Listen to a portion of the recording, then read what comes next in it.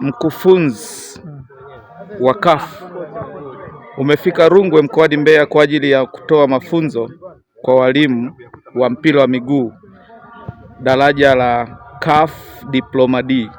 Tuambie ugumu umeupata wapi na urahisi umeupata wapi toka uanze kozi na leo umehitimisha rasmi kozi hii? Naitwa Wani Mkisi, ni mkufunzi wa CAF, pia mkufunzi wa TFF. Niko hapa Tukuyu kwa Rungwe kwa ajili ya kufundisha kozi ya CAF Diploma D. Anaweza kusema kwamba ni kozi ambayo ilikuwa nzuri kwa sababu moja, kwa sababu watu wengi waliohudhuria kozi ni walimu. Kwa hiyo hata uelewa ulikuwa kidogo rahisi, kwa sababu at least lugha tunayotumia mara nyingi ni Kiingereza, kwa hiyo walikuwa wanaelewa.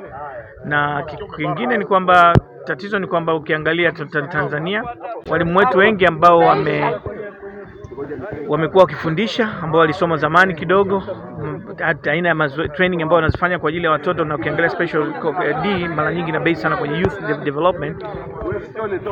Mostly utakuja kutoka wanatoa mazoezi ambayo hayaendani, wanatoa mazoezi mengi ambayo yanahusiana watoto wanakimbia, wanazunguka uwanja, kiasi kwamba unaweza kukuta watoto wengi wanakuja wanakata tamaa na wengi wana drop kwa sababu wanaona mazoezi ni magumu. Lakini hawa sasa hivi wameweza kuona kwamba hakuna hata sehemu moja ambayo tulikuwa tunakimbia, kila mahali tulipokuwa tunafanya kazi tulikuwa tunafanya kazi kwa kutumia mpira, na wameona faida hiyo. Na nafikiri kwa shule za wilaya hii ya Rungwe, nafikiri zitakuwa zilipata faida kwa kuleta walimu wao, na vizuri tutakuwa tunafuatilia, kwa sababu tutakuwa kwenye grupu na tumejaribu kuambiana kwamba kila unapofanya training unaweza ukarekodi ukatuma, tukajaribu kupeana ushauri ili hapo baadaye tuweze kupata vipaji vingi vya vipaji na tuweze kuendeleza vipaji vya watoto ili waweze kusaidia taifa. Rai yangu ni kwamba unapomaliza kozi unatakiwa unaanza kusoma.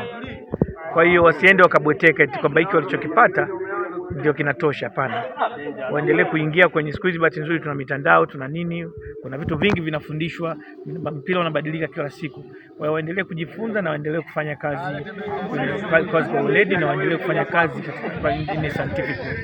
Tumepokea vizuri na mafunzo yalikuwa ni mazuri.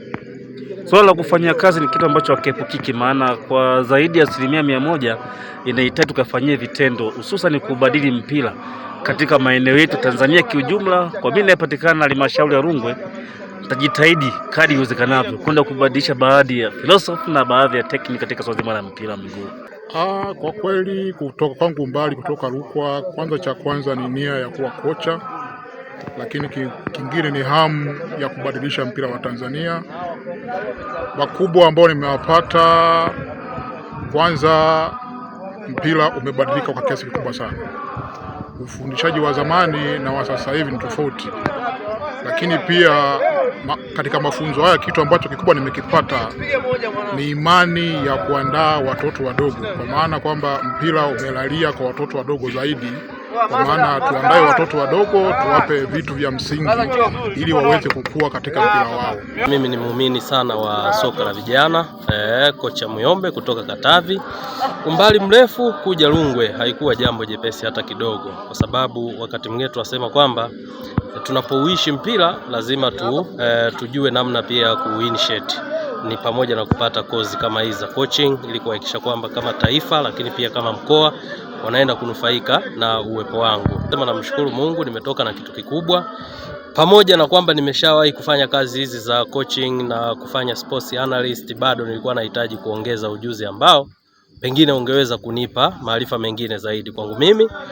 Nashukuru sana chama cha mpira wilaya ya Rungwe, RUFA, ambao wamecoordinate kozi kuhakikisha kwamba basi wadau kutoka maeneo mbalimbali ndani ya Tanzania tunaweza kuungana na kuweza kupata kozi hii.